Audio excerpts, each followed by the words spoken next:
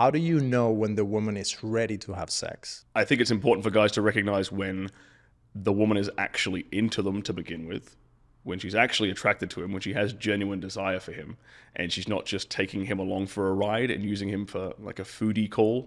So that's a common thing in big cities like LA, like Miami, like New York, right? Yeah. Guys can, especially guys who are wealthy and they're not very experienced with women, they can kind of get taken advantage of like that a bit. So first thing is to recognize when she's actually into you. And very basically that can start with things like body language. How often is she staring at you very intensely and maintaining long eye contact? Is she staring at you when you're not even looking at her? Let's say you're looking somewhere else around the room talking about something else. Is she like boring her eyes into the back of your head and you can see that out of the corner of your eye? That's a very strong indicator. Is she playing with her hair quite frequently? Let's say when you're cracking jokes or making fun of her every now and then, being a bit playful.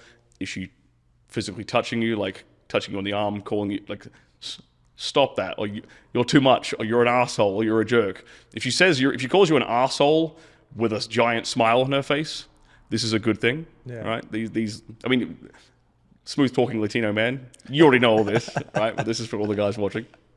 So that's a good start on like a date context. Okay, well then we can move that to your apartment, her apartment, wherever, where we might escalate things a little bit more.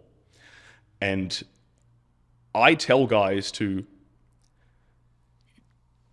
take. It's a delicate dance with guys, especially nowadays, where guys are very afraid of being accused of something. They're very afraid of overstepping that boundary, and ironically, at the same time, that it makes sex and relationships less fun for the women they are pursuing because the men are kind of neutering themselves a bit.